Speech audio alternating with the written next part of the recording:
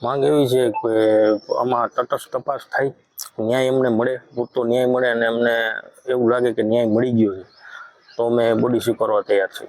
એનો વાગ્ગુનો નથી તો સુસાઇડ નોટમાં એનું નામ લખેલું છે. પ્લસ એના પુરાવા એ છે કે ગત વિધાનસભામાં અમિતભાઈએ એની ઉપર ફરિયાદ કરેલી છે. પ્લસ ફેબ્રુઆરી મહિનામાં પોપટ બાપા લાખાભાઈ સોરઠિયા એનું રિપેન્ડિંગ કરેલું છે ફેબ્રુઆરી મહિનામાં, એટલે એ પણ ચાલુ હતું. એટલે બે જગ્યાએ એને કામ ફરિયાદમાં હતા, એટલે એ ફરિયાદ પાછી લેવા હાટું ક્યાંક ને ક્યાંક કાવતરું થયું એવું અમને લાગે છે.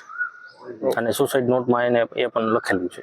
અમને પૂરતો ન્યાય મળી જાય અને જે કોઈ આરોપી છે એને સજા મળે એવી અમારી માંગ છે. અમે માંગ તો કરી છે, પાટીદારના બધા મોટા નેતા અહીંયા આવે, પણ હજી લગી કોઈ એવું આવેલું છે નહીં.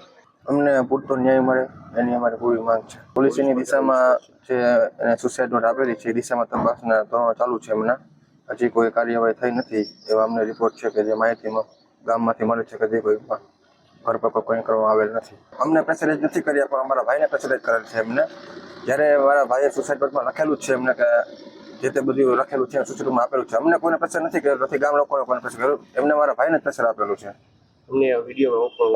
અત્યારે અમારો ભાઈ હાજર નથી એટલે અમારે કેવું શક્ય નહીં પ્રેશર કરેલું છે નથી કે જે તે સમયે અમારા ભાઈએ સૂચનમાં બધું લખાણ આપેલું છે કે પ્રેશર કેનું છે, કઈ રીતે છે અને કઈ રીતે એને પોસ્કોના ગુનામાં 377ની કલમ આપવામાં આવેલ હતી એની ઉપર. એના નામ જે અમારા અમિતભાઈ ખોટ જે એમને સુસાઇડ નોટ પોતે એના હેન્ડ રાઇટિંગ જ એને પોતે જાહેર કરેલા છે. એ લોકો એને ગુજરાત આખું જાણે છે, કાલની મીડિયા બધી ફરે છે, કોણ યુવતી છે, કોણ કોણ સંડોવાયેલ છે, બધા લોકોને જનતા જાણે જ છે. અમને જ્યાં સુધી પૂરતો ન્યાય ન મળે ત્યાં સુધી અમે બોડી સ્વીકારવા માંગતા નથી.